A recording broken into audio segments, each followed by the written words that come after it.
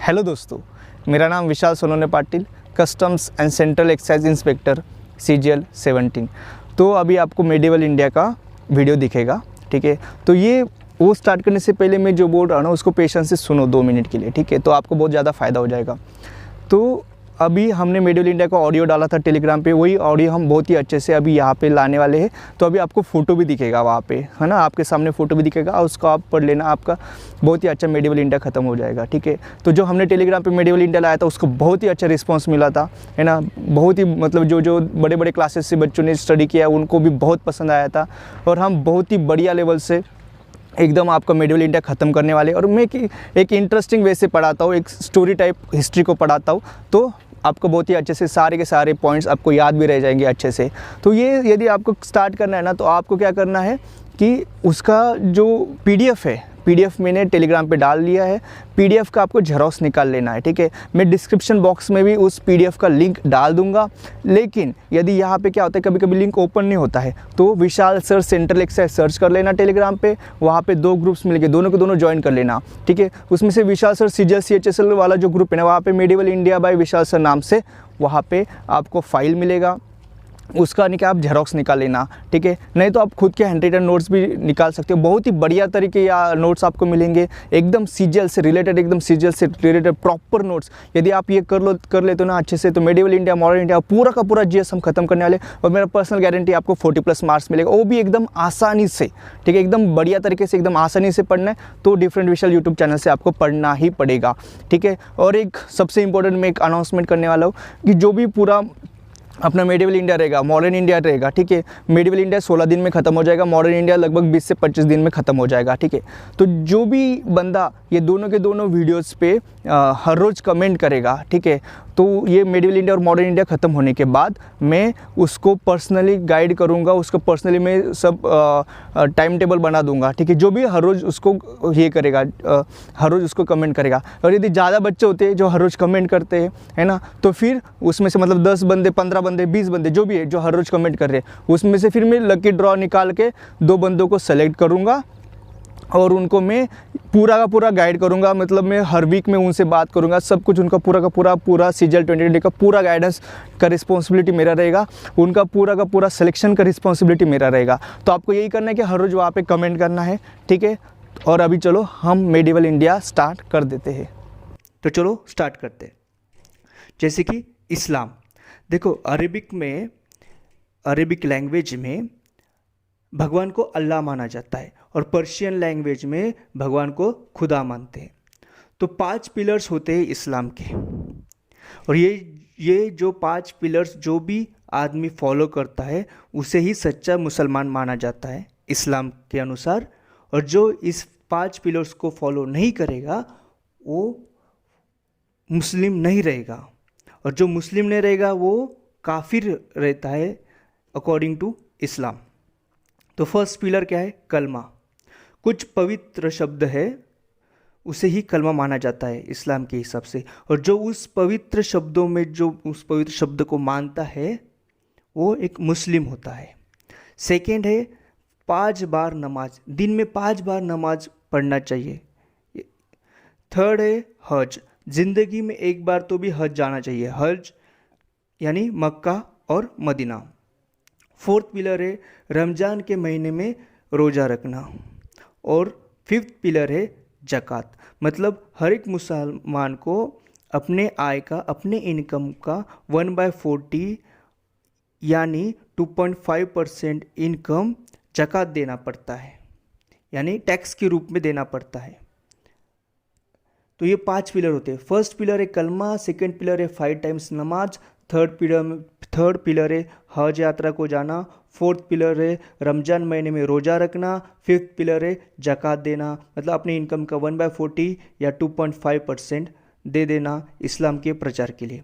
इन 5 चीज़ों को मानने वाला ही मुसलमान होता है, नहीं तो उसे काफिर माना जाता है। और जो काफिर को मारता है उसे गाजी बोलते हैं अकॉर्डिंग टू इस्लाम। तो अब देखते हैं फाउंडर ऑफ इस्लाम। तो फाउंडर ऑफ इस्लाम कौन है? हज़रत मोहम्मद साहब। उनका बर्थ हुआ था 570 AD में मक्का में। 570 AD में मक्का में हज़रत मोहम्मद साहब का बर्थ हुआ था। और 610 में उनको एनलाइटमेंट प्राप्त हुआ था हीरा गुफा में, हीरा केव में।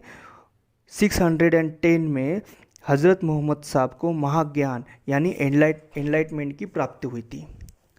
देन 622 एडी मतलब 622 ईस्वी सन में मक्का टू मदीना हज़रत मोहम्मद साहब ने जर्नी किया था, मक्का टू मदीना, और उसी जर्नी को हिजारत कहते हैं। 622 में मोहम्मद साहब ने जो मक्का टू मदीना जर्नी किया था, उसी जर्नी को हिजारत कहते हैं।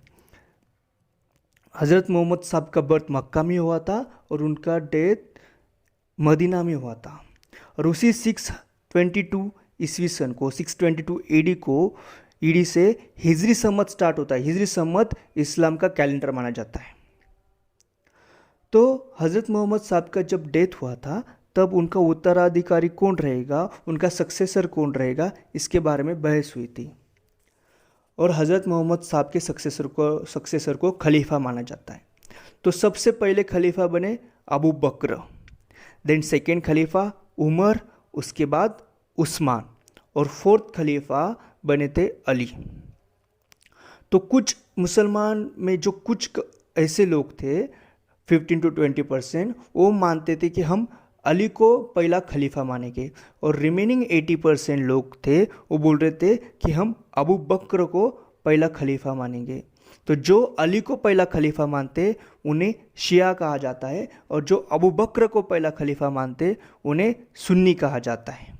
तो ये ऐसे दो कम्युनिटी बनी इस्लाम में, और इन दो कम्युनिटी के अंदर बहुत ही बड़ा वाद विवाद होता रहता है, बहुत ही बड़े झगड़े हैं। तो क्या हुआ था, जो और अली दामाद थे हज़रत मोहम्मद साहब के, और अली को फर्स्ट खलीफा कौन मानते, शिया मानते हैं। अली के एक बेटे थे हुसैन, उनकी मृत्यु एक बगदाद के एक शासक थे उन्होंने किया था। तो सुन्नी ये मानते कि शियाओं के कारण हुसैन की मृत्यु हो गई थी। तो इसी कारण इनके दोनों के बीच में बहुत बड़े झगड़े हुए, और वो आज भी चलते हैं। तो मुहर्रम जो माना जाता है वो हुसैन की मृत्यु के दिन पे माना जाता है मुहर्रम, और वो कौन मानते, शिया कम्युनिटी वाले मानते, जो कि अली को फर्स्ट खलीफा मानते हैं, वो मुहर्रम बनाते हैं। तो क्या हो गया, 9th सेंचुरी में और एक थर्ड कम्युनिटी इस्लाम में एक ऊपर आई, और उस थर्ड कम्युनिटी का नाम था सूफ़ी। तो ये सूफ़ी जो थे वो शिया और सुन्नी इन दोनों के बीच में जो मतभेद थे उनको कम करने के लिए ये कम्युनिटी आई थी सूफ़ी 9th सेंचुरी में। और सूफ़ी मानते थे कि अल्लाह ही हमारे लिए सब कुछ है, और वो अल्लाह के याद में गाने गाते थे। इसीलिए सूफ़ी लोगों का सूफ़ी म्यूज़िक बहुत पसंद आता है लोगों को, और बहुत उसको माना जाता है। नेक्स्ट है अरेबियन इन्वेजन इन इंडिया। तो जैसे अभी आपने इस्लाम के बारे में थोड़ी बहुत जानकारी पाई, तो इस्लाम का प्रचार करने के लिए दूसरे देशों में कुछ रूलर्स जो थे उस टाइम के, उन्होंने आक्रमण किया था। तो जैसे हम पढ़ेंगे अपने हिस्ट्री में, अरेबियन इन्वेजन है, तुर्किश इन्वेजन है। आज हम अरेबियन इन्वेजन और तुर्किश इन्वेजन पढ़ेंगे। उसमें से सबसे पहले हम अरेबियन इन्वेजन में मोहम्मद बिन कासिम के बारे में पढ़ेंगे। देन हम टर्किश इन्वेजन में, जो कि तुर्क का आक्रमण है, उसमें हम मोहम्मद गजनवी, और सेकेंड टर्किश इन्वेजन या दूसरा तुर्क आक्रमण किसने किया था, मोहम्मद गोरी। इन तीनों के बारे में हम बिल्कुल एकदम डिटेल में और एकदम बढ़िया से पढ़ेंगे, और बहुत ही बढ़िया, ठीक है। तो भारत में अरबों का आक्रमण, Arabian invasion in India, Muhammad bin Qasim का 712 से लेके 714 एडी मतलब 712 ईस्वी सन से लेके 714 ईस्वी सन का जो पीरियड है वो इंडियन हिस्ट्री के हिसाब से और हमारे एग्ज़ाम के हिसाब से बहुत इंपॉर्टेंट होता है, और वही हम पढ़ने वाले हैं। तो देखो, खलीफा जो थे मोहम्मद साहब के, जो सक्सेसर थे खलीफा, वो बगदाद में रहते थे, और उनका खलीफा का जो गवर्नर था वो अरब का रूलर रहता था। अरब का रूलर था अल हज्जाज, जो कि बगदाद में खलीफा थे, उनका गवर्नर था। और यही इसी अल हज्जाज का आर्मी चीफ, यानी इसी अल हज्जाज का सेनापति था मोहम्मद बिन कासिम, जिसने भारत पे आक्रमण किया था ईस्वी सन 712 में। तो देखो, मोहम्मद बिन कासिम ने सिंध पे अटैक किया और दाहिर को डिफीट किया। मोहम्मद बिन कासिम के टाइम में सिंध प्रांत में दाहिर का शासन चलता था। दाहिर एक ब्राह्मण वंश से था और सिंध की कैपिटल उस टाइम थी देवल। वहाँ पे अटैक कौन करता है? मोहम्मद बिन कासिम, और वो दाहिर को हरा देता है। और मोहम्मद बिन कासिम ही है जो कि फर्स्ट रूलर है जिसने जजिया अप्लाई किया था। जजिया क्या होता है? जो भी नॉन मुस्लिम्स है उन्हें अपने इनकम का 1/2 से लेके 2/3 पार्ट देना पड़ेगा मोहम्मद बिन कासिम को। ये होता है जजिया। ये तो आपको एग्जाम में पूछा जाएगा, बताओ कौन सा ऐसा फर्स्ट रूलर है जिसने जजिया टैक्स अप्लाई किया था? तो नाम आएगा मोहम्मद बिन कासिम, जो कि फर्स्ट मुस्लिम अटैकर है, जो पहला ऐसा मुसलमान है जिसने अटैक किया था इंडिया पे। कौन? मोहम्मद बिन कासिम। तो सबसे पहले कौन आए थे इंडिया में? अरब आए थे मोहम्मद बिन कासिम के साथ। तो गोल्डन कॉइन का मोहम्मद बिन कासिम ने गोल्डन कॉइन का इशू किया था। He issued golden coins in India, और इसी गोल्डन कॉइन्स को क्या बोला जाता है? Dirham coins. और मोहम्मद बिन कासिम ने ही अरेबियन हॉर्सेस यानी अरबी घोड़े इंडिया में लाए थे। और इसी मोहम्मद बिन कासिम ने हार्वेस्टिंग ऑफ डेट्स स्टार्ट किया था, मतलब खजूर की खेती स्टार्ट की थी। और उसने कैमल हस्बेंड्री भी स्टार्ट कर दी थी इंडिया में, यानी ऊँट पालन भी स्टार्ट कर दिया था। और जो मानसून शब्द है वो एक अरेबिक वर्ड है। और अरेबिक जो थे उन्होंने सबसे पहले एटलास का निर्माण किया, यानी मानचित्र वाली का निर्माण किया। तो मोहम्मद बिन कासिम के यही पॉइंट है, यही हमको याद रखने हैं। इससे ऊपर आपको एक भी पॉइंट याद बिल्कुल भी नहीं रखना है, ठीक है? इसी को बार बार रिवाइज करना है, ठीक है? मोहम्मद बिन कासिम 712 में इंडिया में आए थे। वो फर्स्ट अरेबियन थे जिन्होंने अटैक किया था। एक्चुअली वो फर्स्ट मुस्लिम थे जिन्होंने अटैक किया था इंडिया पे। देन हम सेकेंड देखेंगे, तुर्किश इन्वेजन इन इंडिया। अब अरबों का आक्रमण खत्म हो गया, अब सेकेंड जो इंडिया में आक्रमण करेंगे वो तुर्क रहेंगे। तो तुर्कों में सबसे हमें क्या याद रखना है? मोहम्मद गजनवी को।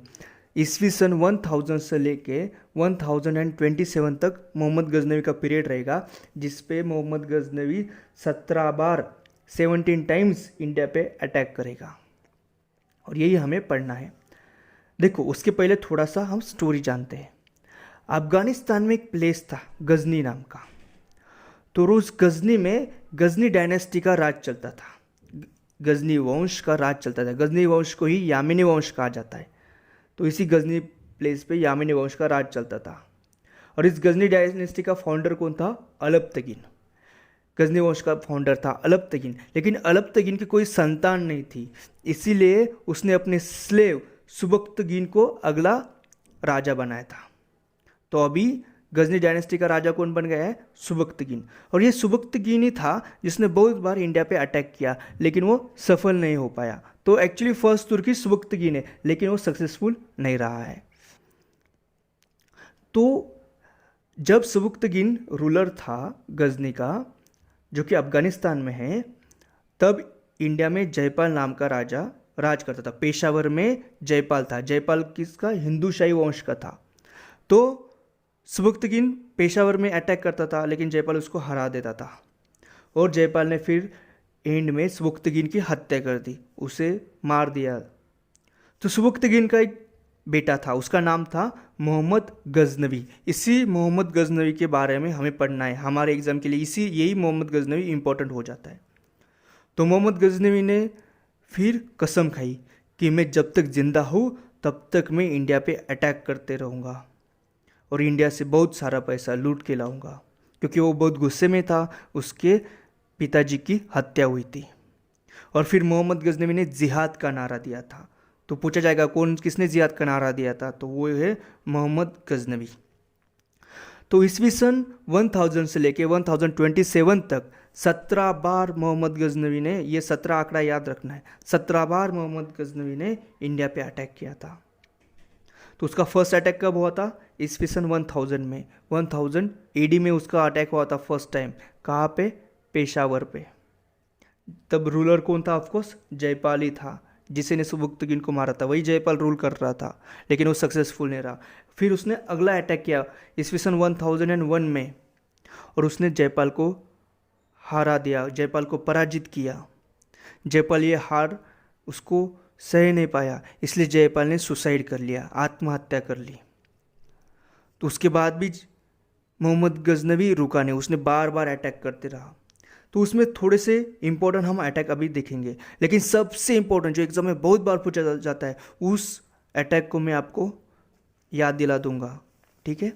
तो सबसे पहले अटैक वो तो हो गया 1000 और 1001 का। अभी नेक्स्ट इंपॉर्टेंट अटैक हम देखते हैं। 1006 में उसने नागरकोट टेम्पल पे अटैक किया। नागरकोट टेम्पल जो था वो कांगड़ा में था, जो कि हिमाचल प्रदेश में कांगड़ा जो है वहाँ पे नागरकोट टेम्पल है, वहाँ पे उसने 1006 में अटैक किया। देन 1008 में उसने आनंदपाल को हराया। ही डिफीटेड आनंदपाल कौन था? जयपाल का बेटा। देन ईस्वी सन 1011 से लेकर 12 तक, मतलब इस एक साल में उसने उज्जैन और मथुरा पे बहुत सारे अटैक किए। फिर 1014 में उसने अटैक किया स्थानेश्वर महादेव मंदिर पे अटैक किया, जो कि थानेश्वर में था। हरियाणा में थानेश्वर एक जगह है, वहाँ पे स्थानेश्वर महादेव टेम्पल था, उस पर उसने 1014 पे अटैक किया। इसी स्थानेश्वर मंदिर में चक्रस्वामी की मूर्ति थी, जिसको उसने डिस्ट्रॉय किया। चक्रस्वामी मतलब लॉर्ड कृष्णा। तो देखो ये जो ईयर्स है ना, ये आपको ज़्यादा याद नहीं रखने। अब तक आपको क्या याद रखना है?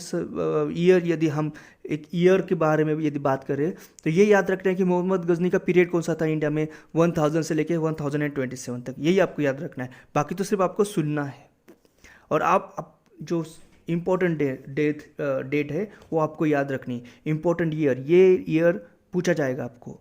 और ये अटैक सबसे इम्पोर्टेंट है, मैं अभी जो आपको आगे बताने वाला हूँ। ये अटैक है 1025 में मोहम्मद गजनवी ने सोमनाथ टेम्पल पे अटैक किया था। सोमनाथ टेम्पल जो आपको पता होगा कि गुजरात में है, उस पे उस मोहम्मद गजनवी ने अटैक किया था। और ये उसका 16वां अटैक है, 16 अटैक है, 16वां आक्रमण है मोहम्मद गजनवी का। बहुत ज़्यादा इंपॉर्टेंट है एग्जाम के पॉइंट ऑफ व्यू से, ठीक है, एग्जाम में बहुत पूछा जाएगा, ठीक है। तो 16 अटैक है सोमनाथ टेम्पल पे, ठीक है। और सोमनाथ टेम्पल कहाँ पे? गुजरात में। और तब गुजरात का रूलर कौन था? भीम फर्स्ट। और वो किसका रूलर था? चालुक्य डायनेस्टी का रूलर था, ठीक है। तो यही डेट याद रखना है। कितना? कौन सा? 1025। कहाँ पे अटैक किया था? सोमनाथ टेम्पल पे। और सोमनाथ टेम्पल कहाँ पे? गुजरात पे। और एक अटैक का नंबर कौन सा है? 16वां आक्रमण है। अभी हम देखते हैं नेक्स्ट। 1027 में उसने जाट कम्युनिटी पे अटैक किया था, और उसका लास्ट अटैक था, ठीक है। और 1030 में उसकी मृत्यु हो गई। तो यहाँ तक जो मोहम्मद गजनवी के जो टर्किश इन्वेजन था, तुर्क आक्रमण था, उसमें सबसे यदि ज़्यादा हमें यदि याद रखना है तो वही है सोमनाथ टेम्पल का एक पॉइंट है, वो सबसे ज़्यादा तो हमें याद रखना है। बाकी भी चीज़ें याद रखनी, लेकिन मैं सबसे इंपॉर्टेंट भी और बता दूंगा आपको, ठीक है। अभी मोहम्मद गजनवी के टाइम पीरियड में कुछ राइटर्स हुए थे, वो एग्ज़ाम में बहुत बार पूछे जाते हैं। जैसे फर्स्ट राइटर है अल बरूनी, मोहम्मद गजनी के टाइम पीरियड वाले ये 4 राइटर्स है। तो अल बरूनी ने क्या मोहम्मद गजनवी के साथ इंडिया में आया था 1014 में, जो स्थानेश्वर का जो अटैक था ना, तभी वो आया था अल बरूनी। तो अल बरूनी ने किताबुल हिंद नाम की बुक लिखी थी। किताबुल हिंद को ही तहकीक हिंद बोला जाता है।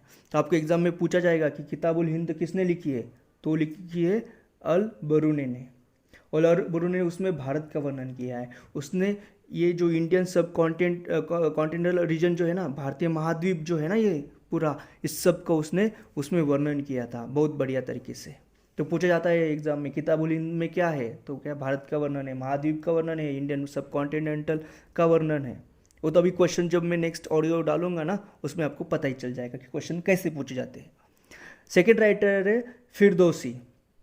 फिरदौसी जो कि कोर्ट राइटर था मोहम्मद गजनवी के कोर्ट में। फिरदौसी, फिरदौसी ने कौन सा बुक लिखा है? शाहनामा। पूछा जाता है कि शाहनामा बुक किसने लिखी है? फिरदौसी। देन थर्ड राइटर है उताबी। उताबी राइटर है, उसने कौन सी बुक लिखी है? चचनामा बुक लिखी है। उताबी ने चचनामा बुक लिखी है जो कि पर्शियन लैंग्वेज में थी। और फोर्थ राइटर है व्याकी। व्याकी का बुक कौन सा है? तारिक ए सुबक्तगीन। तारिक ए सुबक्तगीन मतलब सुबक्तगीन की बायोग्राफी है, व्याकी ने लिखे। तो यही 4 राइटर याद रखने हैं, बाकी और कुछ याद नहीं रखना है मोहम्मद गजनवी के टाइम पीरियड वाला, ठीक है। और मोहम्मद गजनवी फर्स्ट मुस्लिम था जिसने सुल्तान एंड गाजी की उपाधि ली थी इंडिया में। फर्स्ट मुस्लिम था इंडिया में जिसने सुल्तान और गाजी की उपाधि ली थी, इसीलिए इसको क्या मोहम्मद सुल्तान भी बोला जाता है, मोहम्मद गजनवी को, ठीक है। उसने सुल्तान और गाजी दोनों उपाधि ली थी, मोहम्मद गजनवी, याद रखो। अभी हमने फर्स्ट अरेबिक इन्वेजन किया जिसमें हमने मोहम्मद बिन कासिम के बारे में पढ़ा। फिर हमने सेकंड अरेबिक इन्वेजन के बाद हमने तुर्किश इन्वेजन स्टार्ट कर दिए, उसमें हमने फर्स्ट तुर्किश इन्वेजन किया जिसमें हमने मोहम्मद गजनवी के बारे में पढ़ा। और मोहम्मद गजनवी का सबसे इम्पोर्टेंट क्या था? सोमनाथ टेम्पल का अटैक, ठीक है, जब रूलर था भीमवन चालुक्य डायनेस्टी का, वो सबसे इम्पोर्टेंट पॉइंट हो जाता है। और राइटर्स भी याद रखना है, बाकी तो सब याद ही रखना है, ऐसा नहीं कि भूल नहीं जाना है, लेकिन डेट यदि तुम्हें याद रखना है ना तो सबसे इम्पोर्टेंट है 1025, ठीक है। देन सेकेंड टर्किश इन्वेजन, दूसरा तुर्क आक्रमण, तो वो किसने किया था? मोहम्मद घोरी ने किया था, मोहम्मद घोरी। इसका टाइम पीरियड है 1175 से लेके 1206 तक। मोहम्मद घोरी का जो टाइम पीरियड हमें याद रखना है इंडियन हिस्ट्री के और अपने एग्जाम के पॉइंट ऑफ व्यू से, वो है 1175 से लेके 1206 तक। तो मोहम्मद घोरी गजनी प्लेस है ना, वहीं पे वो था, वहाँ पे गौर वंश चलता था और उसी गौर वंश का मोहम्मद घोरी है। और मोहम्मद घोरी शन बानी टर्किश भी है, शंस बानी टर्किश भी है मोहम्मद घोरी।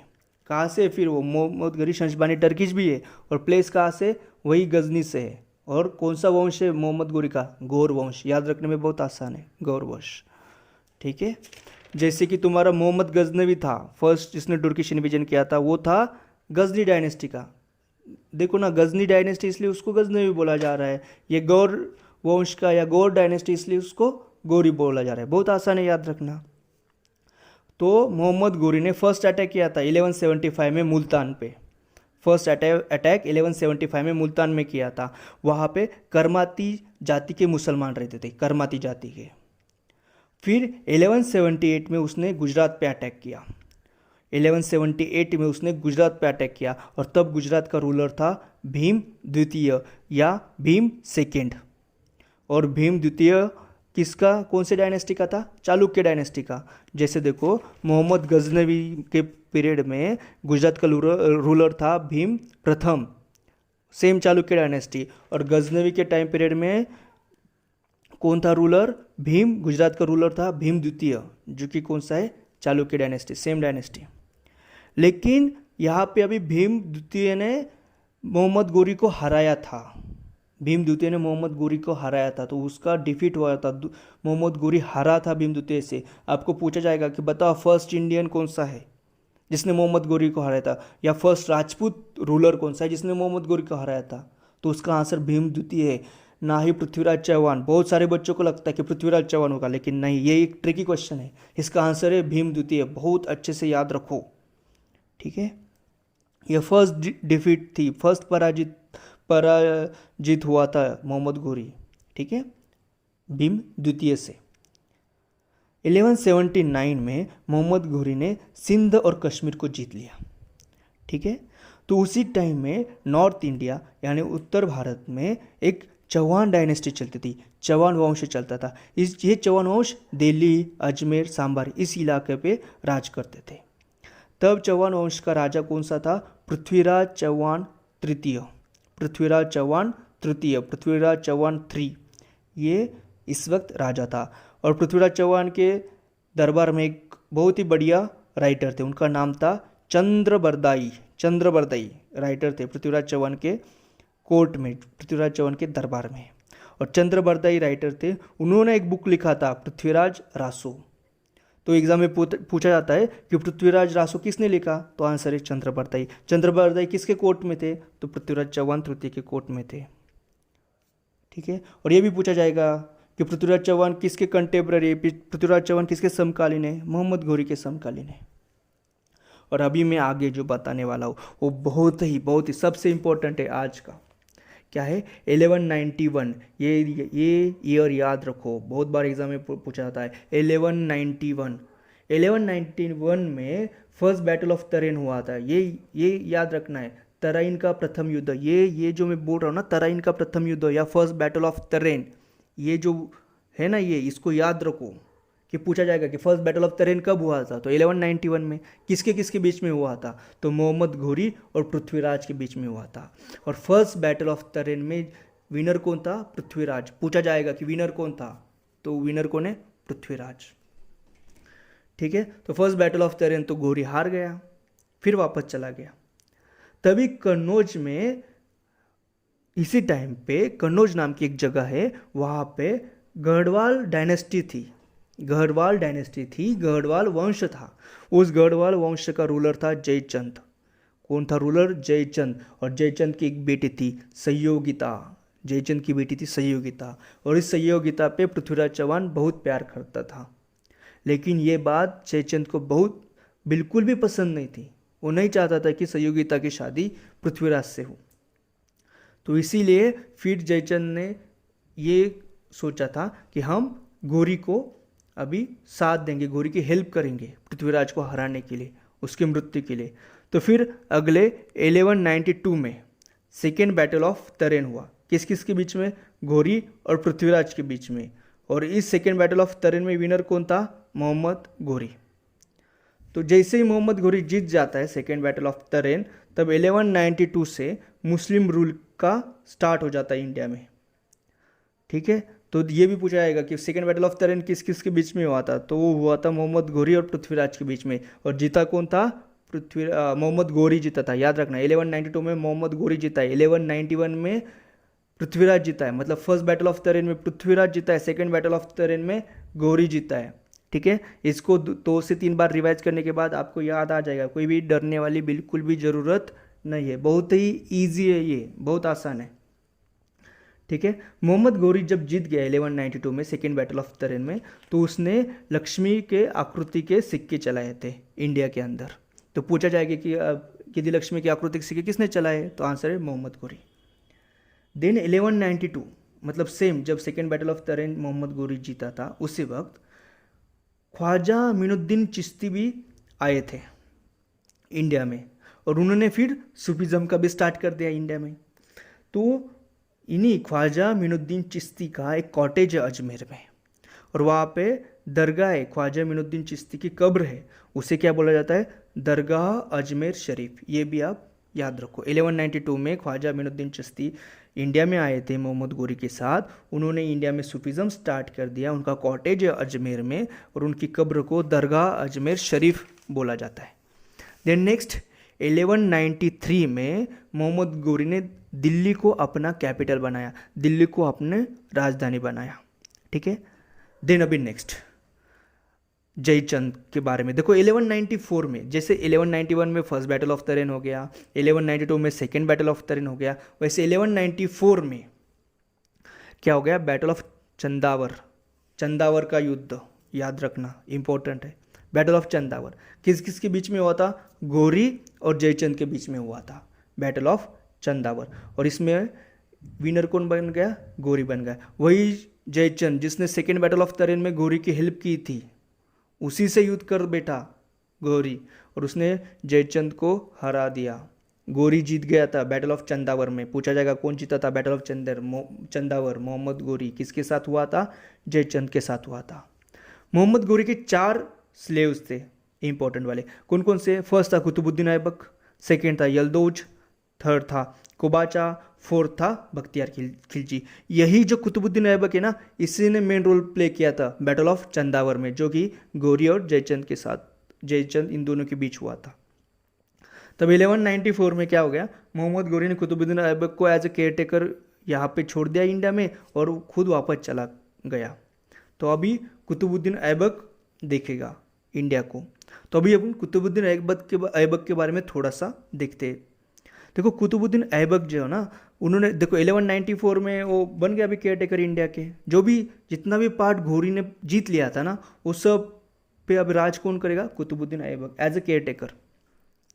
तो 1194 में कुतुबुद्दीन ऐबक ने कुव्वातुल इस्लाम मस्जिद, कुव्वातुल इस्लाम मॉस्क्यू का निर्माण किया था, जो कि दिल्ली में है, कुव्वातुल इस्लाम।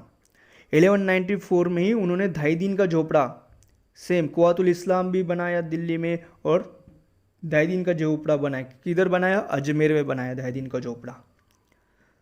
अभी कुतुबुद्दीन ऐबक के गुरु थे, उनका नाम था कुतुबुद्दीन बख्तियार अल काकी। कुतुबुद्दीन ऐबक के गुरु थे कुतुबुद्दीन बख्तियार अल काकी, जो कि एक सूफी संत थे।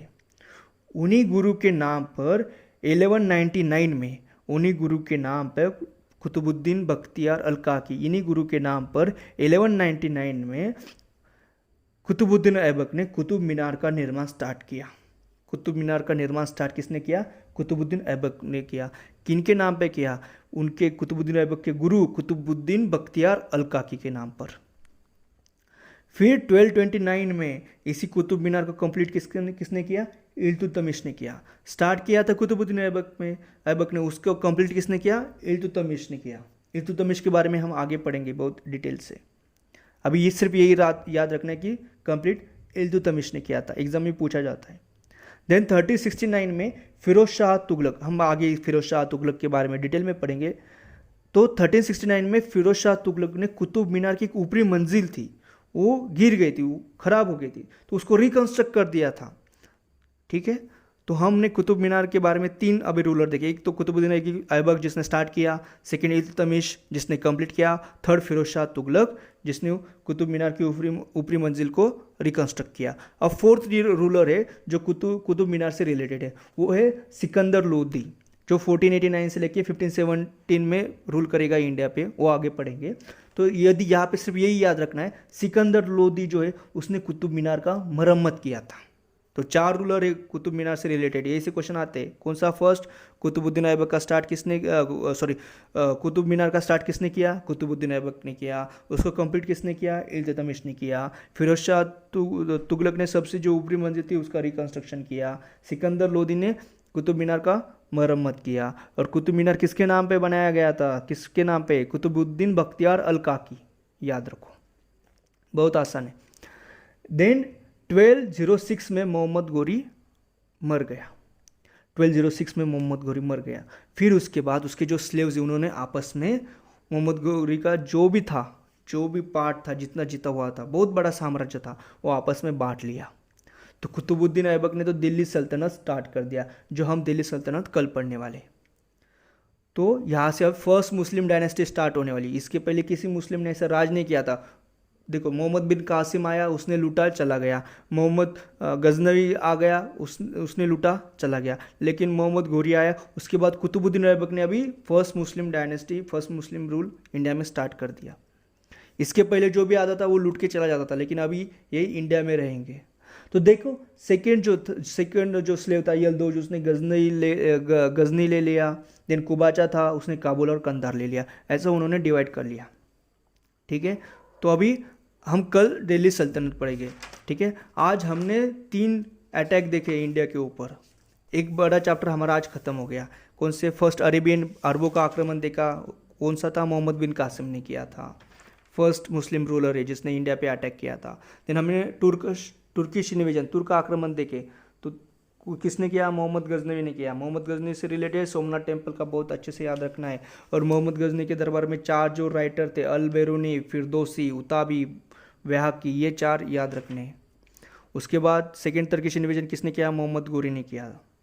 ठीक है, मोहम्मद गोरी से रिलेटेड फर्स्ट बैटल ऑफ तरेन, सेकेंड बैटल ऑफ तरेन याद रखना, और बैटल ऑफ चंदावर। ठीक है, ये सभी चीज़ें आपको याद रखनी बहुत ही अच्छे तरीके से।